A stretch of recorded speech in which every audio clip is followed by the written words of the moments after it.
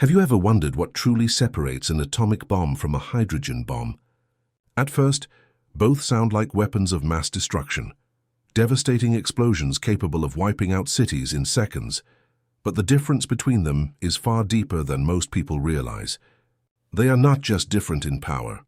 They represent two completely different eras of human history, two stages in our journey, from scientific discovery to the brink of global annihilation. Both are terrifying symbols of human genius and our capacity to wield the very forces of nature. But while the atomic bomb opened the door to the nuclear age, the hydrogen bomb tore it off its hinges. The story begins in the dark years of the Second World War. In the late 1930s, scientists like Otto Hahn, Lise Meitner, and Enrico Fermi were studying the mysterious world of atomic structure, trying to understand what held the universe together. Then in 1938, they made a discovery that would change everything: nuclear fission. By bombarding uranium atoms with neutrons, they found that the nucleus could split into two smaller nuclei, releasing an enormous burst of energy, along with more neutrons that could continue the process. This meant that, theoretically, one split atom could trigger a chain reaction, setting off a cascade of explosions at the atomic level. What began as a scientific curiosity quickly became the foundation of the deadliest weapon ever built.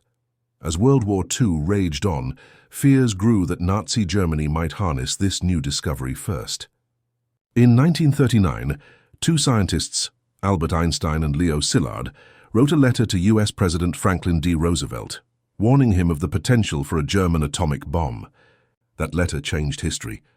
It led to the creation of the Manhattan Project, a secret program that brought together some of the greatest minds in science, including J. Robert Oppenheimer, Enrico Fermi, and Niels Bohr, all united under one mission: to build an atomic bomb before the enemy could. The project operated in absolute secrecy, stretching from laboratories in Los Alamos to uranium plants in Tennessee. Thousands of scientists and workers toiled for years, unaware of the full scale of what they were building. Their efforts culminated on July 16, 1945, in the blistering desert of New Mexico during the test codenamed Trinity. At dawn, the sky erupted into a blinding light brighter than the sun itself. The explosion created a mushroom cloud that climbed miles into the sky and left a crater of molten sand.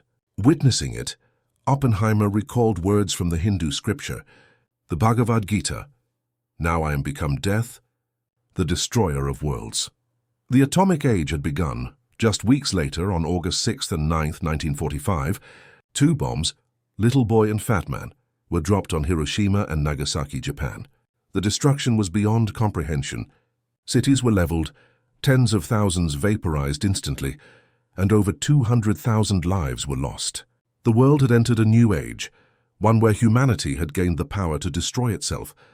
The atomic bomb worked through fission, the splitting of heavy atoms like uranium or plutonium, releasing energy measured in kilotons, thousands of tons of TNT. It was the most powerful weapon of its time, but it was only the beginning. In the aftermath of World War II, a new kind of war began: the Cold War.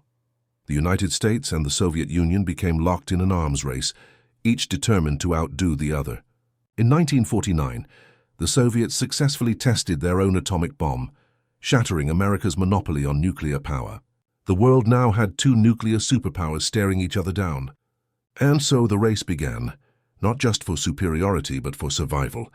It was during this tense period that an American physicist named Edward Teller proposed something extraordinary and horrifying.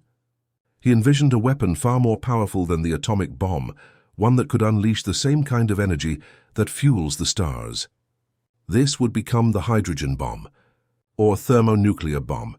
Unlike the atomic bomb, which uses fission, the hydrogen bomb operates on the principle of nuclear fusion, the process that powers the sun and all stars.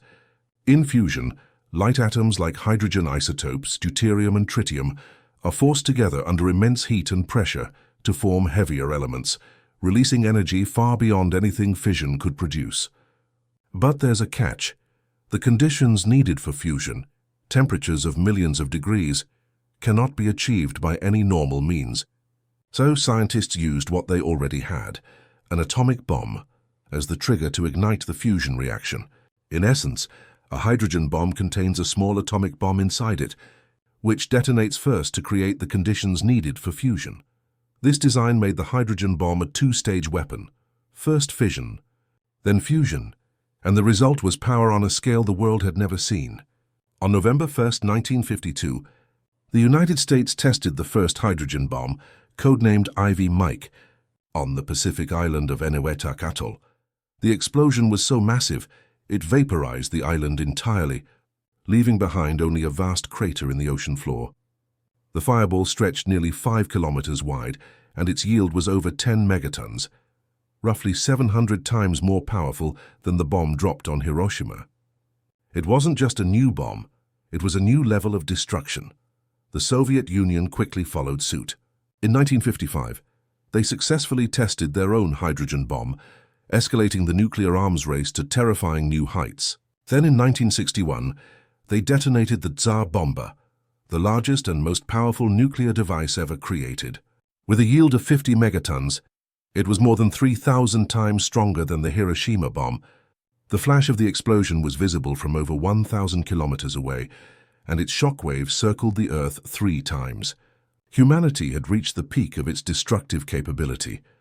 The difference between the atomic and hydrogen bombs is not just in their mechanisms, but in their consequences.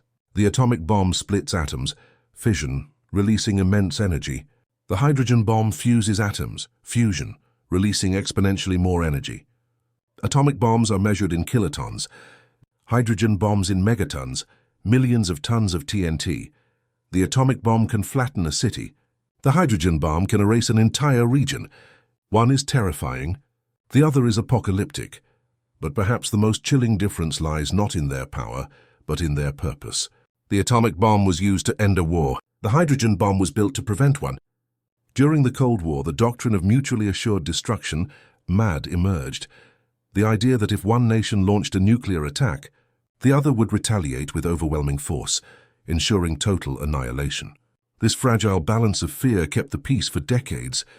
Paradoxically, the existence of these weapons may have stopped humanity from destroying itself, not through morality, but through terror. Today, both the atomic and hydrogen bombs remain haunting reminders of what humanity is capable of, both our brilliance and our recklessness. The same science that gave us nuclear weapons also gave us nuclear energy, medical advances and space exploration. But the shadow of destruction still looms large. The atomic bomb ended a world war. The hydrogen bomb introduced the possibility of ending the world itself. Together, they tell a story not only about physics and politics, but about morality, about the choices we make with the power we hold. In the end, the difference between an atomic bomb and a hydrogen bomb isn't just about science.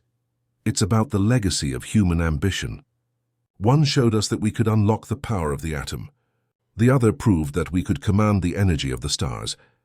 The real question is not which bomb is stronger, but whether humanity is wise enough to live in a world where such power exists.